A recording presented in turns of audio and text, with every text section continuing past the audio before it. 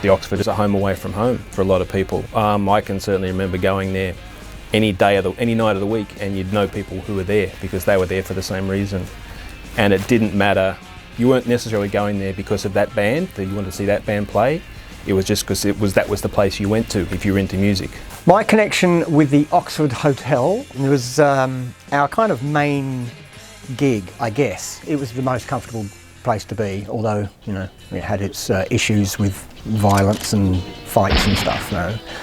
But we were always we always had a happy crowd, you know. We weren't sort of aggressive, we didn't have an aggressive crowd. And they always came to just bop their heads off, you know. Life, what you pass you by, all your friends they die. Life's a gas, someone said. I was actually quite lucky in that I sort of got into the music scene just after the Oxford had started. So I was sort of quite blessed to be able to go to a place where you could see bands 5 nights a week for free. But I know it was a lot harder for bands in the early 80s to find places. Places like the Cabbage Tree Hotel or the Coniston Hotel started giving local bands a little bit of a go, and then, you know, the Oxford came and basically became the figurehead of the scene for quite a number of years.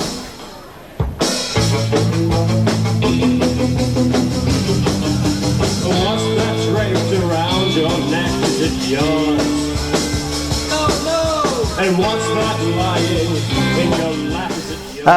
Well, we used to play there. Essentially, Man Bites Dog used to play there quite regularly. I lived not far from the Oxford in Acton Court, the block of flats or units, not very far from the Oxford. And so we used to just walk up to the Oxford and do our gigs and stagger home after the gigs. And the Oxford had a reputation, it had to be said, of being a pretty rough place, at least at that stage. And that was before it had been kind of renovated the first time. So it was really, I seem to recall going in there a few times, and it was a bit of a rabbit warren of a place.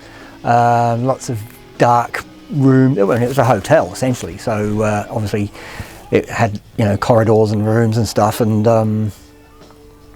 remember the carpets were pretty sticky, but it was, you know, it was hot and it was sweaty and it was noisy. As long as you didn't, you know, annoy the guys playing pool, as long as you didn't sort of knock into them and that kind of stuff. You know, just keep out of the pool, away of the pool players, the bikies playing pool. You know, we were all wimps. we weren't, you know, hard guys at all. I'm having a bit of trouble clarifying the start of that song.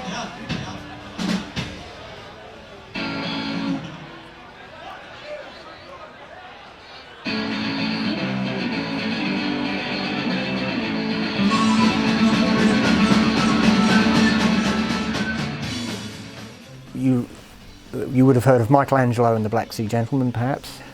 He was in a band here called Prick Harness, right? There were 2 of them, and they were full on, fearless, funny, stupid in equal measures. They were often nothing, except for, say, a macrame owl around their nether regions, or full lycra bodysuits with the hole cut out with their business hanging out. They had some great gigs. They would even do slide shows, slide nights of Michael Simick's drawings of, you know, warriors and dragons and dragon. He was into, you know, Dungeons and Dragons. He was that kind of guy. He's not anymore, my goodness. He works for the ABC now sometimes. Do you think if the Oxford was to reopen, I know it won't, but good heavens. Do you think nostalgia will be enough to bring people back to it? I doubt it. I don't think there would be that many people either still alive or able to walk, or you know. No. is the blunt answer. No, I don't think it would. All that matters is for the bands and the fans these days is just to make their own scene. I mean, the Oxford wasn't anything magical. It was just some guy getting off his backside and deciding to put his band on and try and book a few other people's. You know, it's not. It's got, the Oxford has this mythical aura now, but really it wasn't that difficult to create. It was just the persistence, and there were the people around who wanted to go there, who wanted to play there. Whether those bands still exist today, whether people have the time to go to see bands 3-4 nights a week like they used to, is a whole separate issue. And I think for a scene to be thriving, it needs people who are enjoying what it is, not thinking about what it used to be, and being that crotchety old bugger who says, "Oh, it's better in my day." It has to be what is happening now.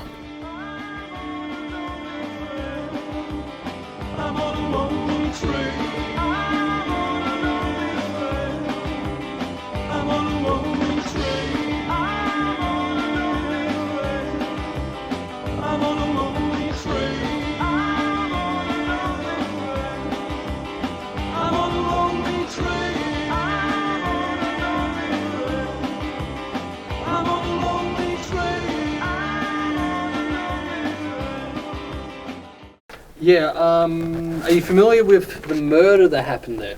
No, I have no idea. Hadn't heard of any murder. That's why I skipped over that one. It was me.